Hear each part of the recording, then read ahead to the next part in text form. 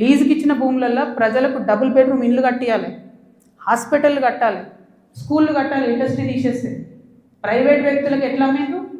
దాని మీద సంతకం పెట్టింది ఎవరు? కేటీఆర్ గారు కాదా? చాలా కంపెనీలు ఉన్నాయి, మీరు కూడా సెలెక్టివ్గా లీజుకి ఇచ్చారు కదా. మీరు కిటికీలు తెరిచిర్రు, ఈ గవర్నమెంట్ దర్వాజాలు తెరిచిర్రు దోసుకొని తినండి అని చెప్పి. జనానికి మాత్రం ఏం చేయకండి, హాస్పిటల్ కట్టకండి, స్కూళ్ళు కట్టకండి. ఎవడన్నా నా సొంతోడు అడిగితే మా మీద ఉల్టా అలిగేషన్ ఇవ్వండి. అల్టిమేట్గా ప్రజా జీవితంలో ఉన్నటువంటి వ్యక్తులుగా, ఒక ఆడబిడ్డగా, తెలంగాణ ప్రజల మంచి కోరుకునేటటువంటి వ్యక్తిగా నేను మీ అందరినీ కూడా రిక్వెస్ట్ చేసి చెప్తా ఉన్నాను. నా మీద బీఆర్ఎస్ పార్టీ ఏదైతే విష ప్రచారం చేస్తుందో నా మీద, నా భర్త మీద, దాంట్లో ఇనుమంతా కూడా సత్యం లేదు. దానికి సంబంధించి అన్ని కాగితాలతో సహా నేను చూపించడం జరిగింది. ఇక ముందు కూడా నా మీద ఎవరు ఏ ఆరోపణ చేసినా నేను ఖచ్చితంగా జవాబు చెప్తాను. జవాబు చెప్పిన తర్వాతనే నేను ప్రజల పక్షాన నిలబడి వారిని ప్రశ్నిస్తాను. వారు మాత్రం జవాబు చెప్పకుండా వెన్నుపూస చూపించి పారిపోతూ ఉన్నారు. అది కరెక్ట్ పద్ధతి కాదు. మేమేదో మీ విఘ్నతకే వదిలేస్తున్నామంటే ప్రజలేం వదిలిపెట్టరు. టైం చూసి కర్రు కాల్చి వాత పెడతారు. మీరేం గొప్ప నాయకులు కాదు, పెద్ద నాయకులు కాదు. ఎంత పెద్ద నాయకులైనా ప్రజలకు జవాబుదారీ అన్న విషయాన్ని మర్చిపోయి మీరు ప్రవర్తిస్తే మాత్రం ఊరుకునేది లేదు. ఇది తెలంగాణ, ప్రజలు మేలుకుంటారు, ఖచ్చితంగా మాట్లాడతారు. Thank you. జై తెలంగాణ.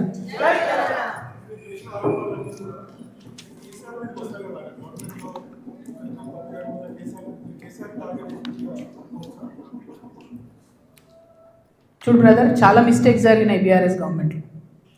ఆ విషయాలన్నీ ఇప్పుడు నేను జనం బాటలో తిరుగుతుంటే ప్రజలు వచ్చి నాకు చెప్పేటటువంటి దాంతో, వాళ్ళు ఇస్తున్నటువంటి విజ్ఞప్తులతోనే అర్థమవుతుంది. నేను మళ్ళీ చెప్తున్నా, ఎంత పెద్ద నాయకుడైనా ప్రజలకే జవాబుదారి. 100కి 100% ప్రభుత్వం నుండి లీజుకి ఇచ్చినటువంటి ఇండస్ట్రియల్ ల్యాండ్స్ సెలెక్టివ్గా వ్యాపారవేత్తల కోసం బీఆర్ఎస్ గవర్నమెంట్లో సంతకాలు పెట్టి మరి ఆనాడే ప్రైవేట్ వ్యక్తులకు దారాదత్తం చేశారు. ఆ సంతకాలు పెట్టింది ఎవరు, పెట్టించడం వెనుకుంది ఎవరు, అది time has to decide. Congress government ఏంది, చాలా ఆరోపణలు చేస్తున్నారు. రేవంత్ రెడ్డి గారు అయితే చాలా ఏమంటారు, రేపు పొద్దుగాలనే నేను వీళ్ళందరినీ జైలు వేస్తా అన్నట్టు ఏదో బీఆర్ఎస్ అంతా అవినీతిమయమని చిత్రీకరించి వచ్చారు. ఆయన ఎక్కడ ఏం చేయట్లేదు. ఎందుకు చేయట్లేదు? బీఆర్ఎస్ వాళ్ళు వేసినటువంటి దొంగదారులను కాంగ్రెస్ రహదారులుగా మారుస్తారు. వాళ్ళు ఎవరైతే ప్రైవేట్ వ్యక్తులకు ఇచ్చిరో మళ్ళీ అదే కంపెనీలతో వీళ్ళు అండర్స్టాండింగ్ పెట్టుకుంటారు, వాళ్ళతో మాట్లాడతారు. అంటే రేవంత్ రెడ్డి గారి పరిస్థితి ఇప్పుడు ఎట్లుందంటే, అప్పుడే కప్పం తిన్న పాము ఎట్లుంటుంది, కడుపు నిండింది, నేను సీఎం అయినా, అవినీతి అయితే నాకేంది, రాష్ట్రం ఎటు పోతే నాకేంది, వాగ్దానాలు ఎటు పోతే నాకేంది అని చెప్పి ఆయన సైలెంట్గా ఉన్నాడు. ఆయనకి ఈ బీఆర్ఎస్ పార్టీలో జరిగినటువంటి వ్యాపార లావాదేవీలకి అవుట్ రైట్గా సంబంధం ఉంది కాబట్టి వాళ్ళు సైలెంట్గా ఉంటారు. So let time decide. ఎప్పుడన్నా ఎవరైనా ఎంక్వైరీ చేస్తే డిసైడ్ అయితే చూద్దాం. ఏమీ కాకపోతే నాకెప్పుడో ఒకసారి టైం వస్తుందిగా, దేవుడు దయ ఉంటే నేను ముఖ్యమంత్రి అయితే కదా ఒకనాడు. ఆనాడు మాత్రం 2014 తెలంగాణ వచ్చినప్పటి నుండి ఇప్పటి వరకు అన్ని అన్యాయాల మీద నేను మాత్రం ఆరాధిస్తాను.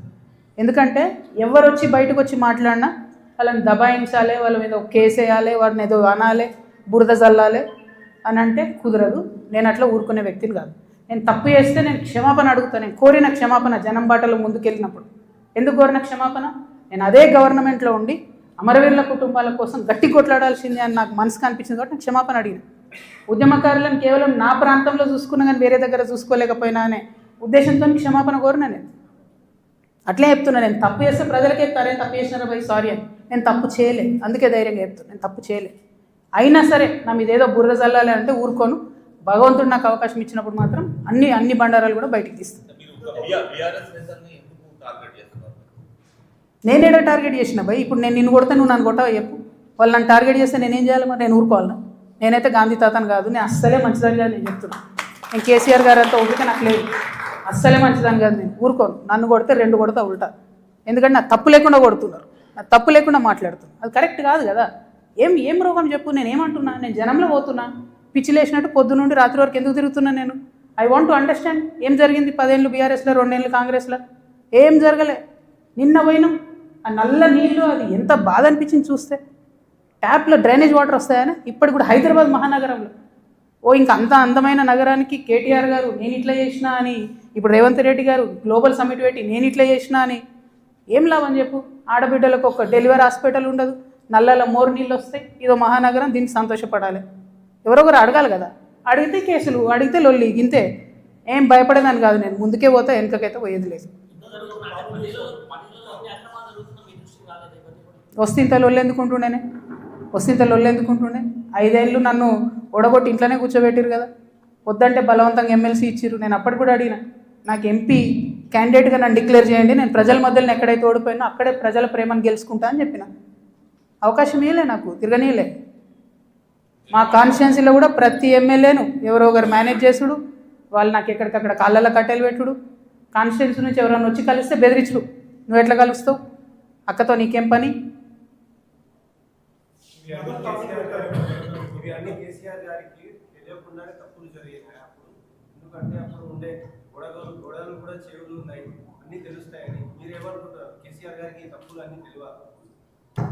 నేనేమంటున్నా బ్రదర్, కేసీఆర్ గారికి తెలుసా తెలియదా కేసీఆర్ గారు చెప్పాలి. ఇప్పుడు వీళ్ళందరూ ఏంటంటే మేమందరం చాలా పెద్దవాళ్ళము, కవిత మా మీద ఆరోపణలు చేస్తే కూడా మేము రిప్లై అయిపోయినా ప్రజలు చూస్తలేరు అనుకుంటారు. విఘ్నత అని హరీష్ రావు గారు అట్లే అంటారు. కేటీఆర్ గారు ఆయన ఎప్పుడు చెప్తాడో నాకు తెలియదు, నాకు సంబంధం లేదు. నేను కంపెనీ పేర్లతో సహా చెప్తా, ఎవరెవరి కంపెనీలకు లీజ్ ల్యాండ్స్కి అవుట్ రైట్గా చేంజ్ ఆఫ్ ల్యాండ్ యూజ్ చేసి కన్వర్షన్ చేసి ఎవరికి ఇచ్చినో నేను చెప్తాను. సంతకాలు ఎవరు పెట్టిరా లేదా వాళ్ళు చెప్పాలి ప్రజలకు. చెప్తే షూర్ సంతోషం. ట్రాన్స్పరెన్సీ కదా ప్రజలు కోరుకునేది.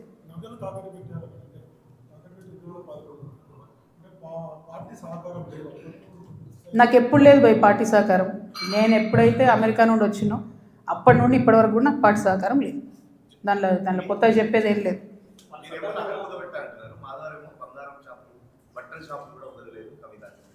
ఆయన పాపం ఆయన వాడుకుంటుర్రే, ఆయన ఎనుకో గుంటనక్కు ఉంది, ఆ గుంటనక్క ఆయన రెచ్చగొట్టి వాడుకుంటుంది.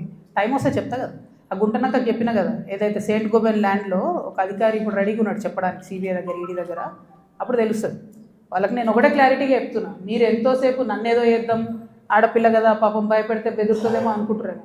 కుదరదు బాస్, కుదరదు. ఇది మారింది, పాలిటిక్స్ మారింది, టైం మారింది, అట్లా కుదరదు.